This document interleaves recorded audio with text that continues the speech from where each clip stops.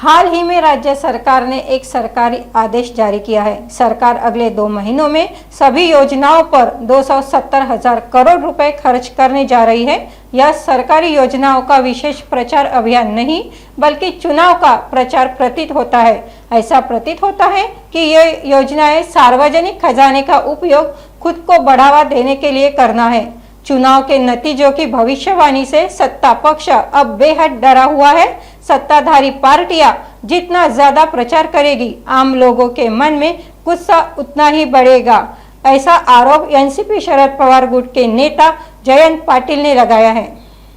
नुकताच राज्य सरकारने एक शासन आदेश जारी केलेला आहे आणि आपल्या सर्व योजनांच्यासाठी 270 कोटी रुपये हे आता हे सरकार पुढच्या 2 महिन्यात खर्च करणार आहे। खरं म्हणजे ही शासकीय योजनांची विशेष प्रसिद्धी मोहीम आहे असं दिसत नाही, तर उलट ही निवडणुकीची प्रसिद्धी मोहीम आहे असं म्हटलं तर वावगं ठरणार नाही।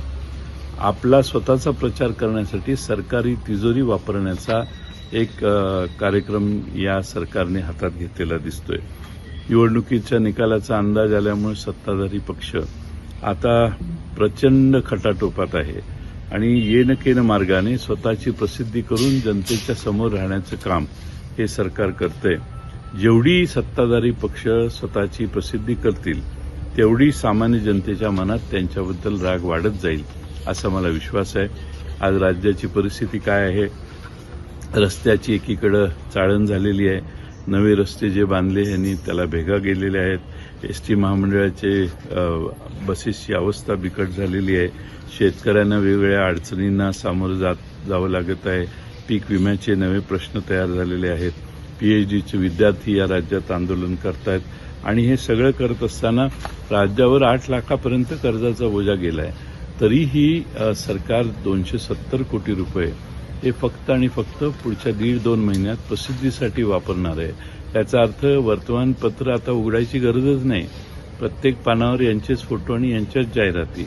एसटीकडे बघण्याची गरज नाही, कारण सर्व एसट्यांवर आता यांच्या जाहिराती येणार आहेत। सगळ्या महाराष्ट्रात जिथं जिथं जाहिरातीचे बोर्ड आहेत तिथं तिथं टीव्हीवर, सोशल मीडियावर प्रचंड पैसे खर्च करण्याची सरकारी तिजोरीतून भावना या सरकारची आहे।